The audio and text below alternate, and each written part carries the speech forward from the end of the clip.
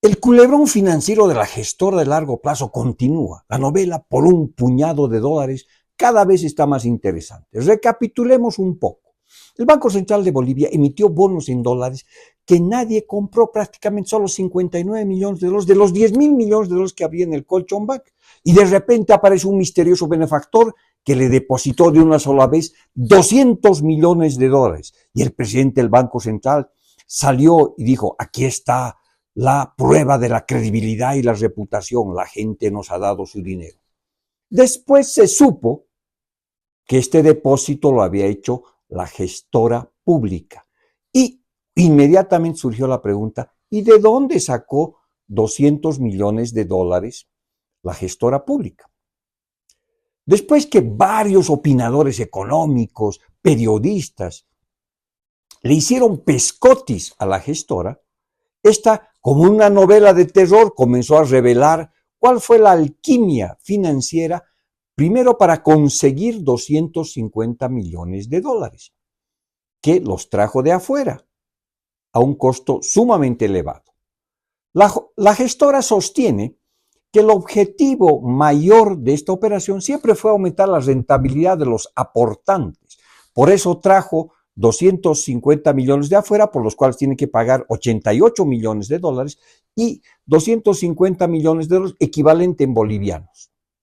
Con todo esto, en 3 años tendríamos una rentabilidad de 53.5 millones de dólares. A callar ingratos, nos dicen, le estoy haciendo ganar plata.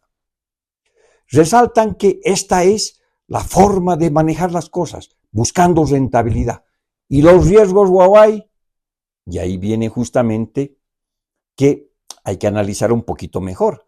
A rigor, el propósito principal de esta operación del gobierno no fue traernos rentabilidad, sino resolverle la vida al gobierno que sufre una escasez grave de dólares, y que los 200 millones de dólares que le entregó al Banco Central le salvaron la vida al Banco Central y que ese dinero pues va a ayudar a pagar deudas de importación de combustible, probablemente. La operación de bicicleteo financiero involucró a 4 actores estatales: el Ministerio de Economía y Finanzas, el Banco Central de Bolivia y 2 instituciones que en teoría deberían ser independientes del poder político: la propia gestora y la Autoridad de Fiscalización y Control de Pensiones y Seguros, APS. Esta última no tuvo el menor empacho de condicionar la normativa que prohibía el tipo de operación que se hizo afuera, el reporto, y facilitó la operación a través de una resolución número 523 del 10 de mayo del 2024. Se había afirmado antes, el gobierno había afirmado, que estos recursos tenían candados jurídicos poderosísimos, pero claramente, cuando hay una decisión política y una hambruna de dólares, se consigue pues una ganzúa gigante y se abren los candados.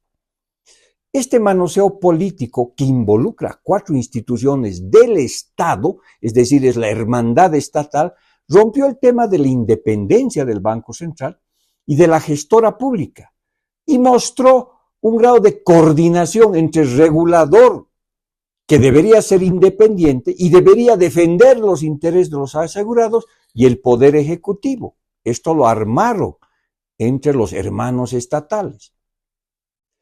Esta operación presenta el primer elemento de riesgo de la operación, que muestra la debilidad institucional del manejo de los recursos de las pensiones. Crea un antecedente muy peligroso.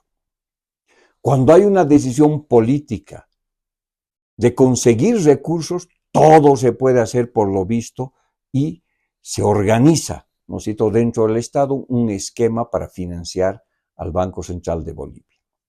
Respecto al riesgo de invertir en bonos del Banco Central, el gobierno dice, no, es lo más seguro que hay, pero este Banco Central ya se ha gastado más de 15.000 millones de dólares de las reservas internacionales, las que habían en sus bóvedas, pero también las que habían en las cuentas privadas en los bancos privados. Además, la plata que salió del Tesoro es un tesoro que registra hace 12 años un déficit público. Militantes políticos administran estas 2 instituciones que sostienen que son absolutamente seguras y puras, lo que en la práctica no es así. En manos de la gestión del Banco Central de Bolivia, lamentablemente se perdió la independencia porque no se cumplió la ley que establecía esa. Dio créditos a varias empresas estatales a tasas de interés muy bajas, pero sobre todo no fue pues capaz de administrar la riqueza de los bolivianos que estaban en las reservas internacionales de Bolivia, siendo que estos dólares eran vitales para respaldar la estabilidad del tipo de cambio que era la base del modelo. Surgen varias preguntas en este contexto. ¿El Banco Central, administrado por militantes políticos, podrá devolver los 200 millones de dólares invertidos por la gestora? ¿Será capaz de devolver los 2.500 millones de dólares que le debe a los bancos privados?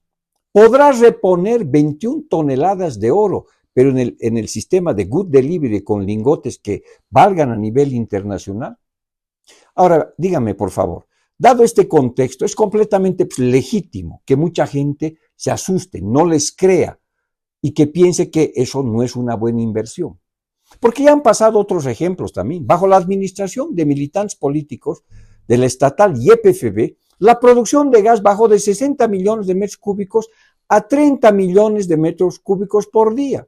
Las exportaciones bajaron de 6.600 millones de dólares a 2.100 millones de dólares entre el 2015 y el 2023, haciendo naufragar el modelo, porque de ahí venía el excedente. La administración del MAS hizo desaparecer, pues, el gas, y por lo tanto, a eso lo llaman bajo riesgo, y también lo que está directamente relacionado con el tema de pensiones, un poquito más a lo largo de la historia, para no hablar solamente del gobierno actual. El sistema de reparto antiguo quebró en manos de la corrupción y un Estado absolutamente incompetente que ha afectado a miles de personas que perdieron sus pensiones. ¿De qué cero riesgo estamos hablando? Pregúntenlos a sus abuelos o a sus padres. Una administración responsable, equilibrada y técnica siempre debe hacer una buena combinación entre rentabilidad, pero riesgo. Todas estas operaciones que ha hecho ahora el Banco Central con las gestoras deben ser devueltas en 2026, cuando probablemente otro partido político gobierne Bolivia. Y es altamente posible que el próximo gobierno desconozca estas actividades financieras, como lo ha hecho este gobierno con su inmediatamente predecesor, pero aún mucho más con gobiernos del pasado neoliberal.